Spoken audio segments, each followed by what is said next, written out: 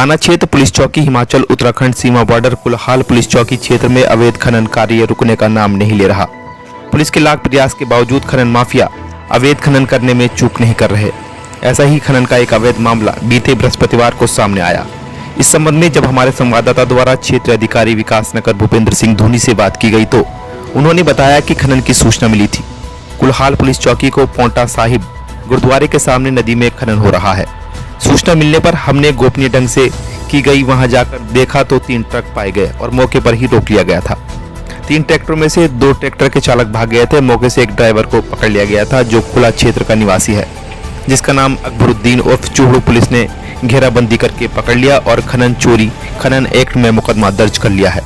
और क्षेत्र अधिकारी भूपेंद्र सिंह धोनी ने बताया कि अवैध खनन को रोकने के लिए पुलिस हर संभव प्रयास कर रही है और सूचना मिलने पर पुलिस तुरंत हरकत में आती है। और कोरोना वायरस जैसी महामारी के चलते पुलिस प्रशासन ज्यादा व्यस्त है, उसके उपरांत भी शिकायत मिलने पर तुरंत कार्रवाई होती रहेगी।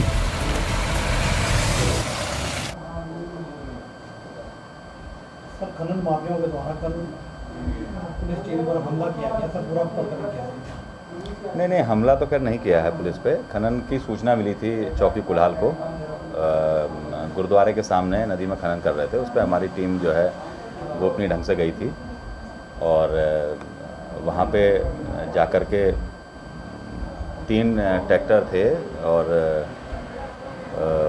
मौके पे ही रोक लिया गया था जिनको, और 2 के ड्राइवर भाग गए थे और एक के ड्राइवर को पकड़ लिया था, अकबरुद्दीन उर्फ चूड़ू, यहीं का निवासी है वो।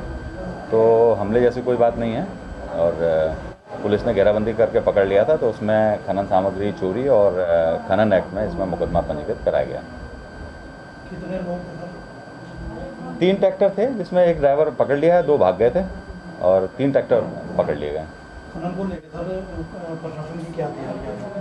खनन को लेकर सूचना मिलने पे हम लोग जाते ही जाते हैं। दिक्कत यह है कि थोड़ा सा हमारा पुलिस विभाग इस समय जैसे कोरोना जैसी महामारी की ड्यूटी में बहुत व्यस्त है, लेकिन जब भी सूचना मिलती है तो हम लोग जाते हैं पूरे क्षेत्र में, न सिर्फ यहाँ, पूरे पचवादून में जहाँ भी सूचना मिलती है अवैध खनन की, वहाँ जाते हैं। तो यहाँ भी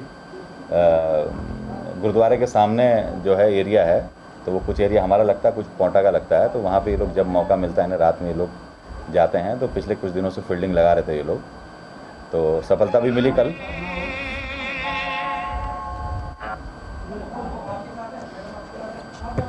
हो गया।